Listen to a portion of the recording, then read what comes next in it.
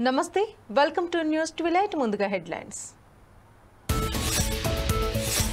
రేపు తెలంగాణ మంత్రివర్గ విస్తరణ రేవంత్ కేబినెట్ లో కొత్తగా ముగ్గురికి చోటు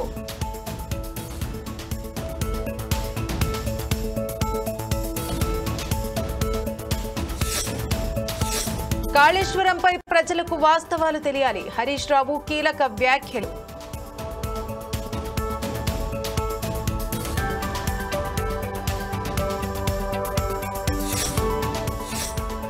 గచ్చిబౌలి ఏఐజీ ఆసుపత్రిలో అగ్ని ప్రమాదం సిబ్బంది అప్రమత్తతతో తప్పిన పెను ముప్పు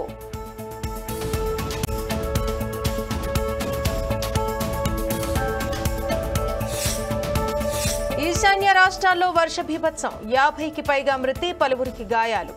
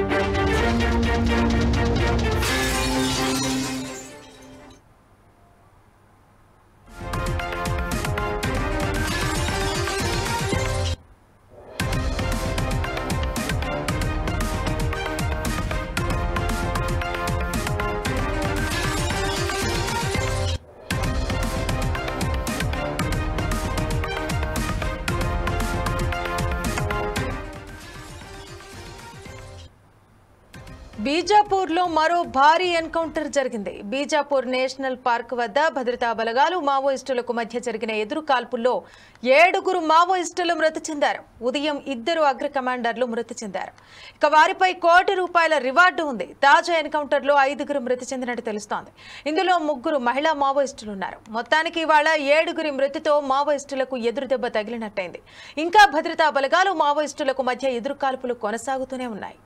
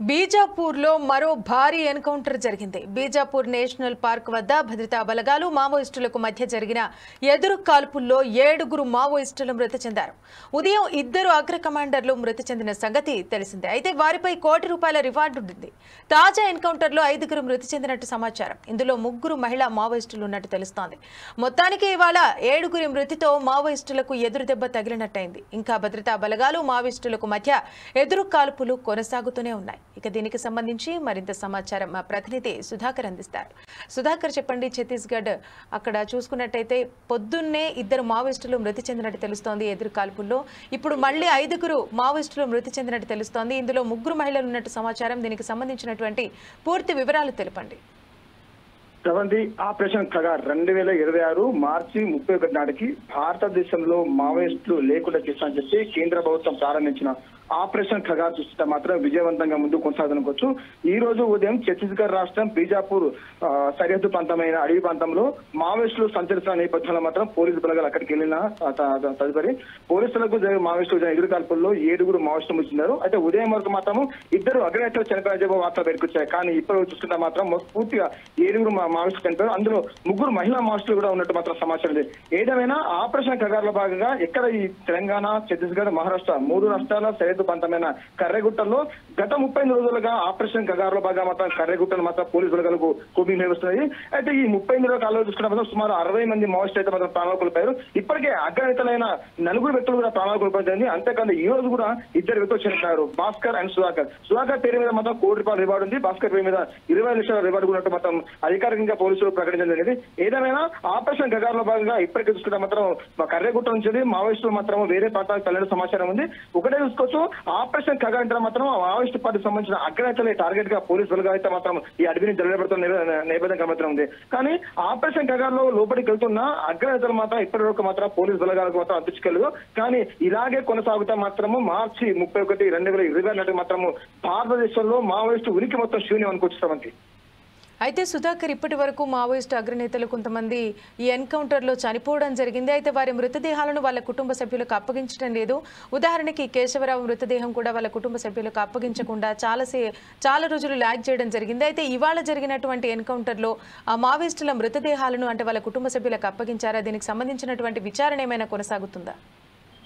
వంతి ఇప్పటి వరకు చూసుకుంటే మాత్రము 7 మావోయిస్టుల మధ్య గుర్తు జరిగింది. అందులో 3 మహిళా మావోయిస్టులు ఉన్న వార్త మాత్రం తెలిసిందే. అయితే ఈసారి జరిగిన ఎన్కౌంటర్ లో మాత్రం 2 అగ్రనేతలు ఉన్నారు. ఈ అగ్రనేతల మృతదేహాలను మాత్రం వాళ్ళ బంధువులకు ఇస్తారా, లేకపోతే గతంలో మాదిరిగా వారం క్రితం జరిగిన ఎన్కౌంటర్ లో ఎట్లా 5 మావోయిస్టులను పోలీసు అంతమేత్ర చేసి దాన సంస్థ చేశారో అదే విధంగా చేస్తారో మాత్రం ఇంతవరకు అందించలేదు.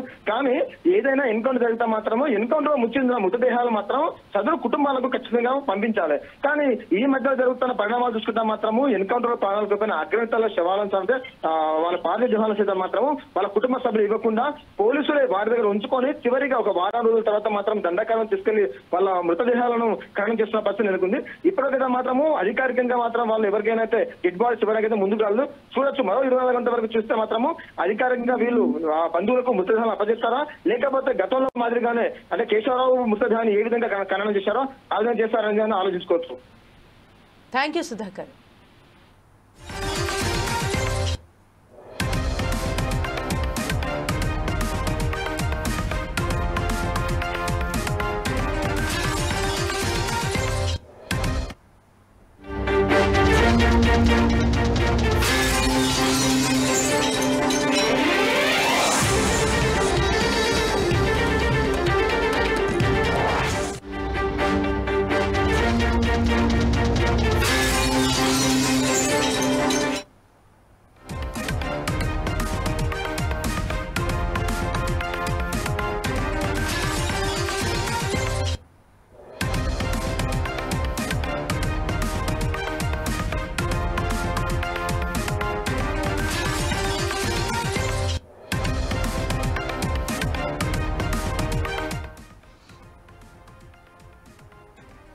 హైదరాబాద్లో ఒక్కసారిగా వాతావరణం మారిపోయింది. పలు చోట్ల భారీ వర్షం కురుస్తోంది.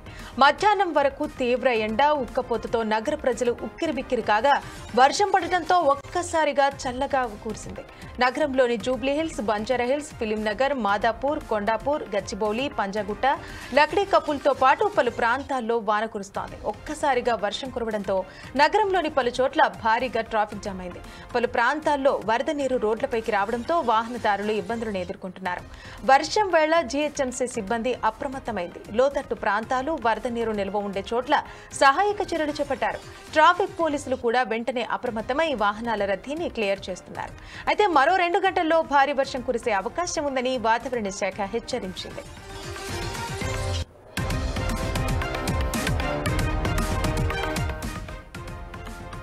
ఇక దీనికి సంబంధించి మరింత సమాచారం మా ప్రతినిధి లెనిన్ అందిస్తారు. లెనిన్, చెప్పండి, ఇప్పుడు వర్షం ఒక్కసారిగా పడింది అంటే పొద్దున్న నుంచి ఎండతో ఉన్నటువంటి ప్రజలు ఇప్పుడు వర్షంతో చాలా చల్లబడ్డారని అనుకోవచ్చు. దీనికి సంబంధించినటువంటి పూర్తి వివరాలు తెలపండి.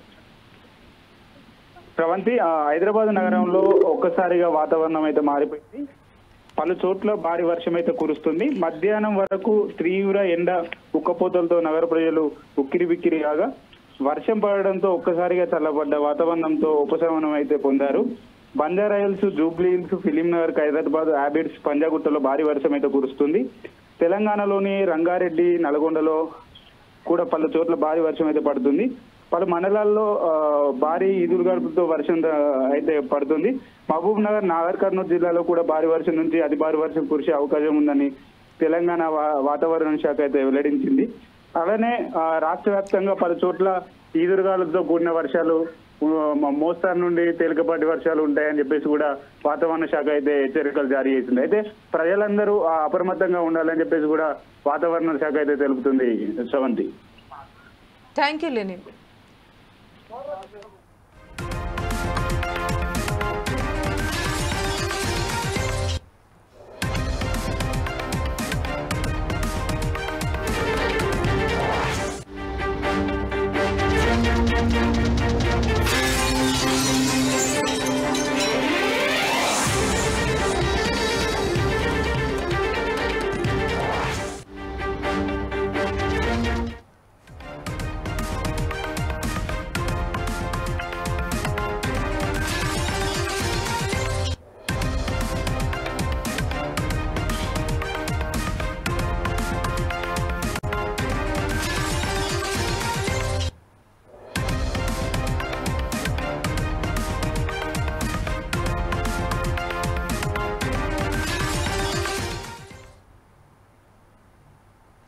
బనకచెర్లపై కేంద్ర మంత్రి కిషన్ రెడ్డి కీలక వ్యాఖ్యలు చేశారు. బనకచెర్లపై కేంద్రం ఇంకా నిర్ణయం తీసుకోలేదని, కేంద్రానికి రేవంత్ మరో లేఖ రాయాలంటూ సూచించారు. తెలంగాణ అన్యాయం జరగడానికి వీల్లేదంటూ స్పష్టం చేశారు. ఏపీకి ఇచ్చిన డీపీఆర్ను కేంద్రం ఇంకా పరిశీలించలేదని, కేంద్రంపై అప్పుడే విమర్శలు చేయడం సరికాదని ఆరోపించారు. ఇరువైపులా ఆలోచించి కేంద్రం నిర్ణయం తీసుకుంటుందని పేర్కొన్నారు.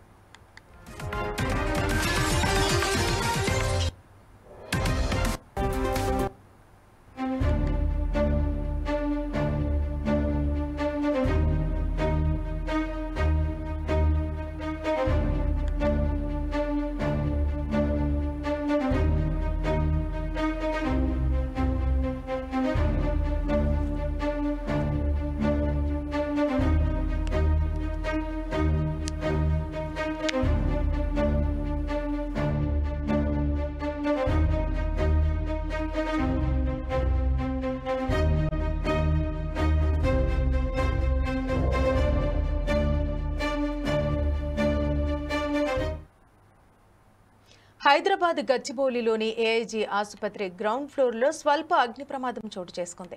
అత్యవసర విభాగం వద్ద పార్కింగ్ చేసిన అంబులెన్స్లో ఒక్కసారిగా మంటలు చెలరేగాయి. దీంతో అప్రమత్తమైన ఆసుపత్రి సిబ్బంది వెంటనే మంటలను అదుపులో చేసేందుకు తమ వంతు ప్రయత్నం చేస్తూ అగ్నిమాపక సిబ్బందికి సమాచారం అందజేశారు. ఆసుపత్రి సిబ్బంది సమాచారం మేరకు ఘటనా స్థలానికి చేరుకున్న అగ్నిమాపక సిబ్బంది మంటలను అదుపులోకి తీసుకొచ్చారు. ఈ ఘటనలో ఎవరికీ ఎలాంటి హాని జరగకపోవడంతో అంతా ఊపిరి పీల్చుకున్నారు. దీంతో పెను ప్రమాదం తప్పినట్టయింది. ప్రమాదంలో అంబులెన్స్ పూర్తిగా దగ్ధమైంది. కాగా గ్రౌండ్ ఫ్లోర్ లో పార్క్ చేసిన అంబులెన్స్ లో షార్ట్ సర్క్యూట్ కారణంగానే మంటలు చెలరేగినట్టు సమాచారం.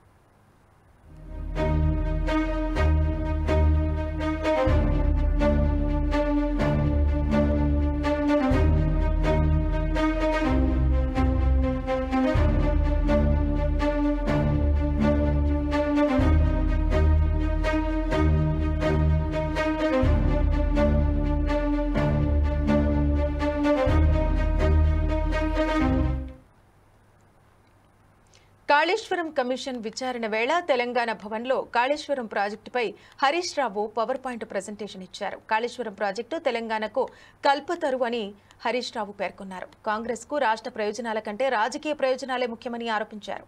కాళేశ్వరం కూలిందంటూ కాంగ్రెస్ దుష్ప్రచారం చేస్తోందంటూ ఆయన మండిపడ్డారు. కాళేశ్వరం కమిషన్ విచారణకు హాజరవుతామని ఆయన స్పష్టం చేశారు. కమిషన్ విచారణకు భయపడేది లేదని, కమిషన్ ఎదుట వాస్తవాలు ఉంచుతామని పేర్కొన్నారు. బీజేపీకి ఎన్డీఎస్ఏ జేబు సంస్థలా మారిందని ఆయన ఆరోపించారు.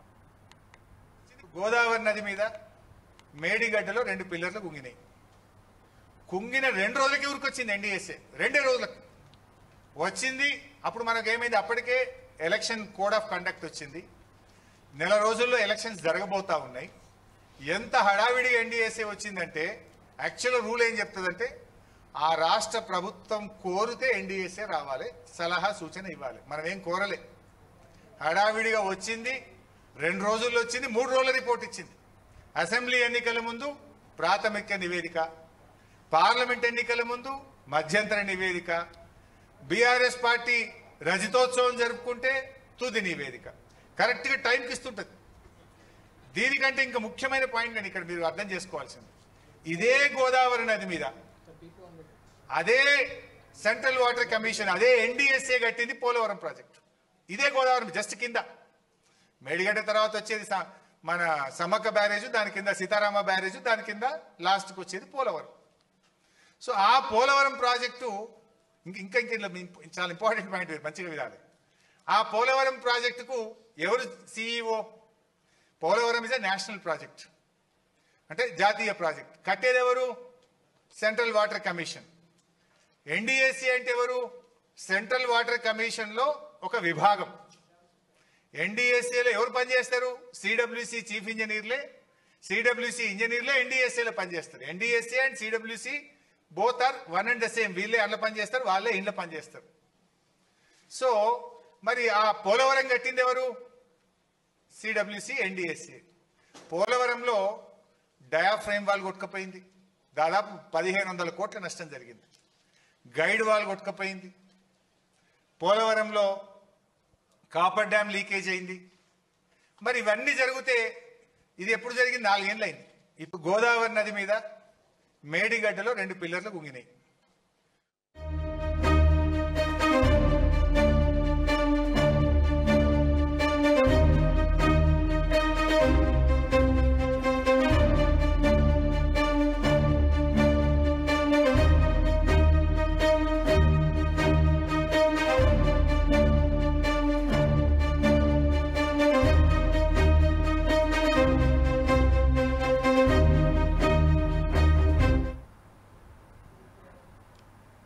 ఉత్తరాఖండ్లో ఘోర ప్రమాదం తప్పింది. బదాసు నుంచి కేదార్నాథ్కు వెళుతున్న ఓ ప్రైవేటు సంస్థకు చెందిన హెలికాప్టర్ ఉత్తరాఖండ్లో రహదారిపై ఎమర్జెన్సీగా ల్యాండ్ అయింది.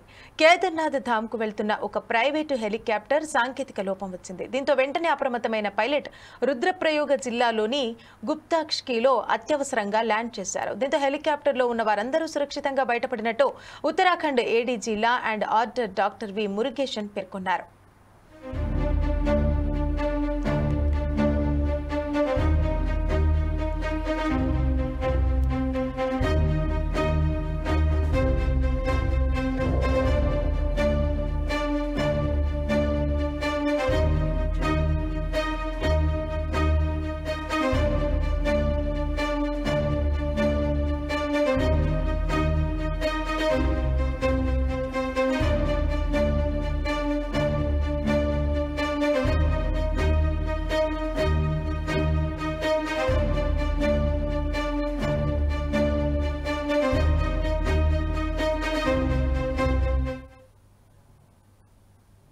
కాగా ఆ హెలికాప్టర్ క్రెస్టల్ ఏవియేషన్ ప్రైవేటు లిమిటెడ్కు చెందినదిగా అధికారులు గుర్తించారు. అయితే అత్యవసరంగా రోడ్డుపై హెలికాప్టర్ ల్యాండ్ కావడంతో కొంత భాగం డ్యామేజ్ అయింది. దీంతో రహదారిపై పార్క్ చేసి ఉన్న కారు ధ్వంసమైంది.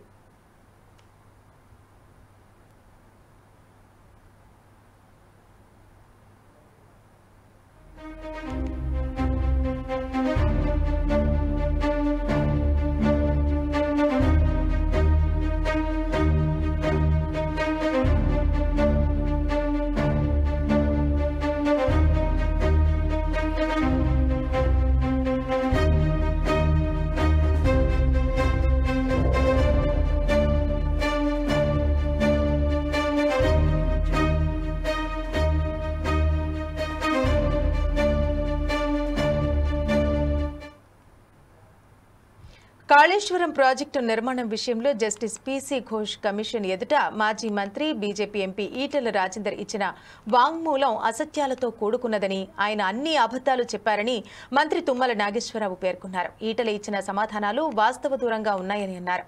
వాంగ్మూలం ఈటెల అనాలోచితంగా ఇచ్చారా లేదంటే ఆ రకంగా ఇవ్వాల్సిన పరిస్థితులు ఆయనకేమైనా దాపురించాయా అంటూ కౌంటర్ ఇచ్చారు. కాళేశ్వరం 4 ప్రాజెక్టుల మీద ఏ ప్యాకేజీలు ఏ రకంగా చేస్తే బాగుంటుంది, ఒకవేళ ఎక్సెస్ అమౌంట్ కానీ లేకపోతే ఓవర్ ఎస్టిమేట్స్ కానీ ఉంటే మళ్ళీ స్విచ్ ఛాలెంజ్ పిలవటమా, లేదు కొత్త ఎస్ఎస్ఆర్ రేట్స్ ప్రకారంగా చేయాలా, అనే అంశాల మీద మాత్రమే ఆ సబ్ కమిటీ నిర్ధారణ చేసి క్యాబినెట్కి ఇచ్చాం. కాబట్టి ఆ సబ్ కమిటీకి కాళేశ్వరం నిర్మాణానికి అనుమతి ఇచ్చింది సబ్ కమిటీ అనే వాదన ఆయన గారు ఏదైతే ప్రస్తావించారో అది వాస్తవం కాదు. అది వాస్తవానికి దూరంగా ఉన్నటువంటి అంశం. ఆయన ఎందుకు చెప్పారో ఆయన ఆలోచన చేసుకోవాలి. రెండోది, క్యాబినెట్ కూడా అప్రూవ్ చేశారు కాళేశ్వరాన్ని అని చెప్పి పెద్ద ఆయన చెప్పారు. క్యాబినెట్ అప్రూవల్కి కాళేశ్వరం ప్రాజెక్టు నాకు తెలిసి ఎప్పుడూ రాలే. క్యాబినెట్ అప్రూవల్ కూడా పొందలేదు. కేవలం ఎగ్జిక్యూటివ్ ఆర్డర్స్ తోటే అది అమల్లోకి వచ్చింది. కాబట్టి ఆయన చెప్పినటువంటి ప్రధాన అంశాలు రెండూ కూడా వాస్తవానికి దూరంగా ఉండటమే కాకుండా ఆ సబ్ కమిటీలో నేనున్నా కాబట్టి దానికి నన్ను కూడా బాధ్యుడి చేయాలనే ఈ కాళేశ్వరానికి లింక్ చేసి చెప్పినట్లుగా నేను భావించాల్సి వస్తుంది. ప్రజలకు కూడా అది తప్పుడు సంకేతం వెళ్తుంది. ఆ తప్పుడు సంకేతాన్ని నివారించడం కోసమే నేను మీ ద్వారా రాష్ట్ర ప్రజలకి విజ్ఞప్తి చేయడానికి మిమ్మల్ని అందరిని ఆహ్వానించడం జరిగింది. కాబట్టి ఎంపీ గారు చెప్పినటువంటి ప్రధాన అంశాలు రెండూ కూడా సబ్ కమిటీకి కాళేశ్వరం నిర్మాణానికి సంబంధం లేదు. సబ్ కమిటీ రిపోర్ట్గాను కాళేశ్వరం శాంక్షన్ ఇచ్చినటువంటి తారీఖులకి సంబంధం లేదు.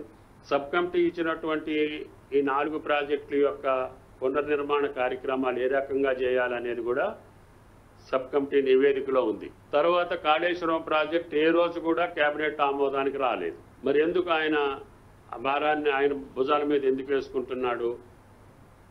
ఆ తప్పుని లేకపోతే ఆ పొరపాటుని లేకపోతే కమిషన్ ముందు అబద్ధాలు ఆడాల్సినటువంటి అవసరం ఆ పెద్ద ఆయనకి ఎందుకు వచ్చింది అర్థం చేసుకోవాల్సిందిగా మీ అందరికీ విజ్ఞప్తి చేస్తున్నా.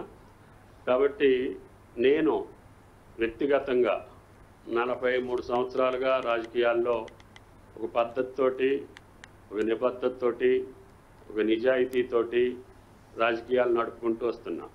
4 ప్రాజెక్టుల మీద ఏ ప్యాకేజీలు ఏ రకంగా చేస్తే బాగుంటుంది, ఒకవేళ ఎక్సెస్ అమౌంట్ కానీ లేకపోతే ఓవర్ ఎస్టిమేట్స్ కానీ ఉంటే మళ్ళీ స్విచ్ ఛాలెంజ్ పిలవటమా, లేదు కొత్త ఎస్ఎస్ఆర్ రేట్స్ ప్రకారంగా చేయాలా అనే అంశాల మీద మాత్రమే ఆ సబ్ కమిటీ నిర్ధారణ చేసి క్యాబినెట్కి ఇచ్చాం. కాబట్టి ఆ సబ్ కమిటీకి కాళేశ్వరం మరిన్ని వార్తలు విశేషాల కోసం చూస్తూనే ఉండండి 4 Sides TV.